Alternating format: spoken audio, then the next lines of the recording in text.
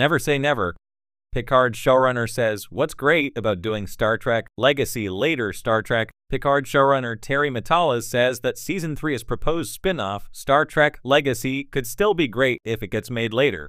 Matalas has two huge new opportunities as showrunner of Marvel Studios' Vision and screenwriter of 20th Century's Enemy Mine reboot.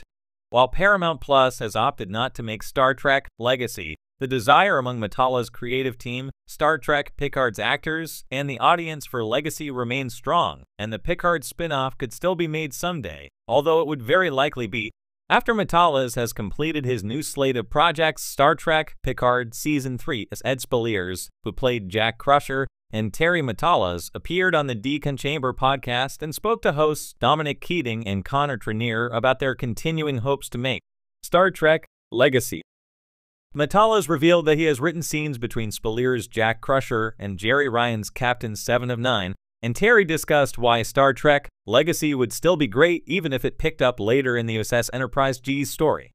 Read Matalas' quote and watch the Decon Chamber video below.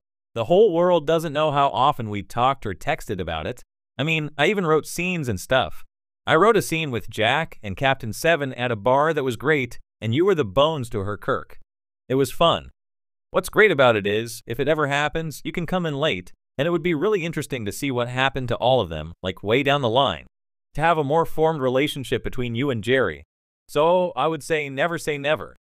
Terry Matalas explains why Star Trek Starfleet Academy is being made instead of Legacy. Star Trek Picard Season 3 was so popular, and its ending that set up a Star Trek Legacy spin-off was so enticing that many viewers remain puzzled about why Paramount Plus didn't seize the opportunity. Instead, after ending Star Trek Discovery and Star Trek Lower Decks with Star Trek Prodigy saved by Netflix, the next Star Trek series from Paramount Plus is Star Trek Starfleet Academy. Terry Matalas offered an explanation on the Decon Chamber. It takes so long to get anything made nowadays, and certainly Starfleet Academy was in the works way before. Even before Picard Season 3. I do know that these shows cost a lot of money, and it can't just be like, you get a Star Trek, and you get a Star Trek, even though we would kill to do it. That's why I say maybe someday. Star Trek on Paramount Plus has scaled down to just Star Trek Strange New Worlds, Star Trek Starfleet Academy, and the streaming movie Star Trek Section 31 on deck for the next 2 years.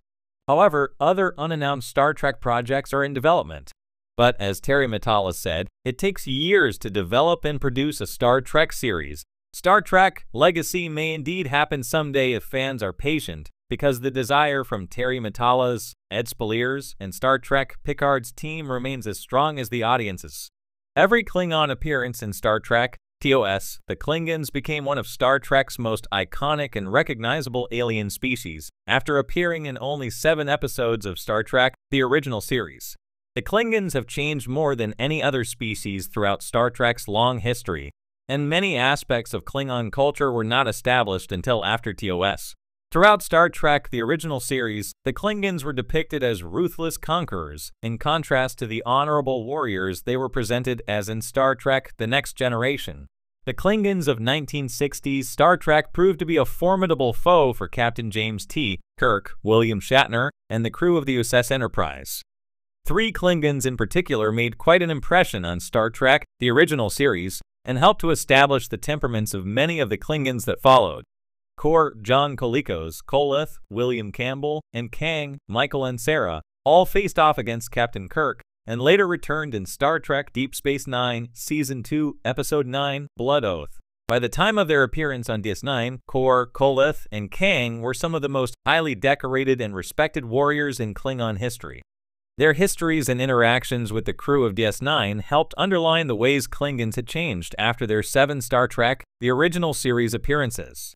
The Klingons made their first appearance in Star Trek, the original series, Season 1 as Errand of Mercy, led by John Colicos as Kor, whose performance established the personality of many Klingons moving forward.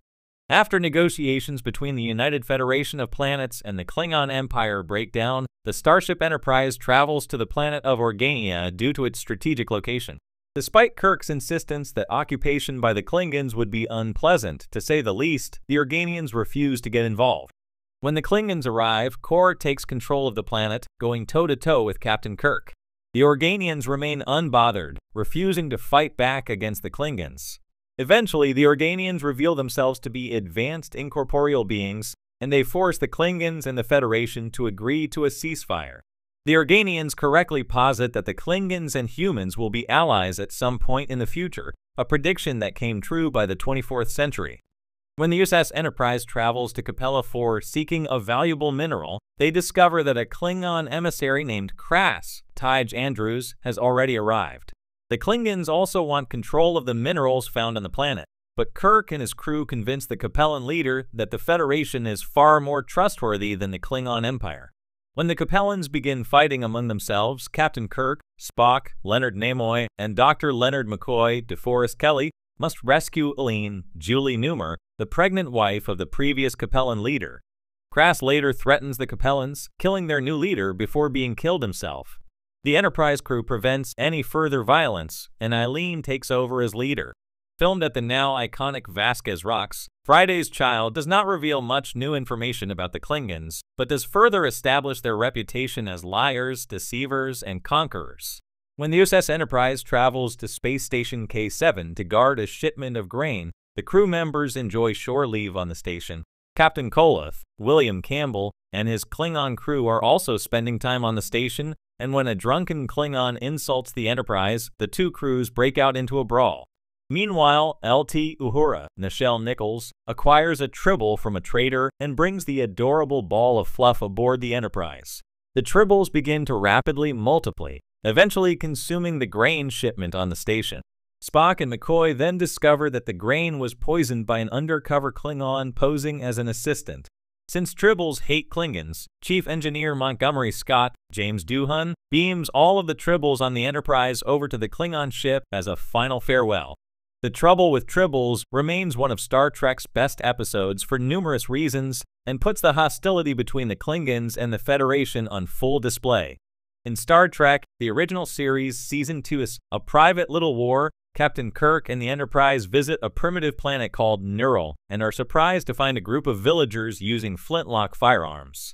When the Enterprise detects a Klingon vessel, Kirk suspects they may have been the ones who supplied the firearms. Kirk and Dr. McCoy beam down to the planet to investigate and are taken in by the Hill people. Kirk and McCoy eventually discover a Klingon named Krell, Ned Romero, speaking with the leader of the villagers who have been attacking the Hill people. Krell intended to help these villagers take control of the planet, eventually establishing a government loyal to the Klingon Empire. Violating Starfleet's Prime Directive, Kirk provides similar flintlock weapons to the Hill people, foiling Krell's plans. The Starship Enterprise receives a distress call and travels to Beta XIA only to find nothing there. A Klingon battlecruiser soon arrives, and Captain Kang, Michael, and Sarah beams down to the planet to confront Kirk. Kang's ship has been heavily damaged, and he believes Kirk and the Enterprise to be responsible. The Klingons are eventually confined aboard the Enterprise, including Kang's wife Mara, Susan Howard, but the ship's systems begin to malfunction.